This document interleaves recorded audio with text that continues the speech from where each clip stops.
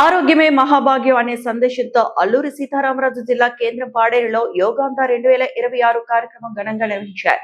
Junior కళాశాల క్రీడా మైదానం యోగా సాధనతో కలకల్లాడగా వందలాది మంది విద్యార్థులు ప్రజలు పాల్గొని యోగా ప్రాముఖ్యతను చాటి చెప్పారు.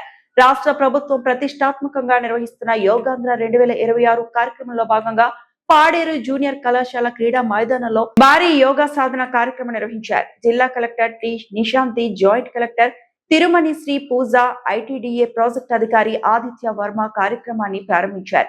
జిల్లా యంత్రాంగం మొత్తం ఈ కార్యక్రమంలో పాల్గొంది. ఈ సందర్భంగా మాట్లాడిన జిల్లా కలెక్టర్ నిశాంతి, ప్రతి వ్యక్తి రోజు 45 నిమిషాలు యోగా చేస్తే ఆరోగ్యంగా జీవించవచ్చని తెలిపారు.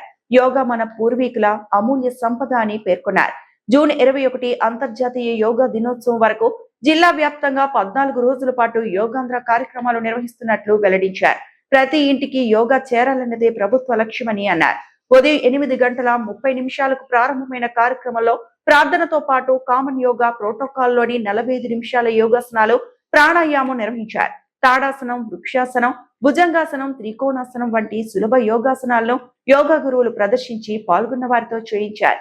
జూనియర్ కళాశాల, డిగ్రీ కళాశాల విద్యార్థులు, పాఠశాల విద్యార్థులు, అంగన్వాడీ సిబ్బంది, ఆశా వర్కర్లు, ప్రభుత్వ ఉద్యోగులు సహా వందలాది మంది ఈ కార్యక్రమంలో పాల్గొన్నారు. వెనక్కి గాలి విడుస్తూ ముందరికి. Inhale up, exhale down. Inhale. దేవాభాగం యథా పూర్వే, దేవాభాగం యథా పూర్వే, సంజానానా ఉపాసతే,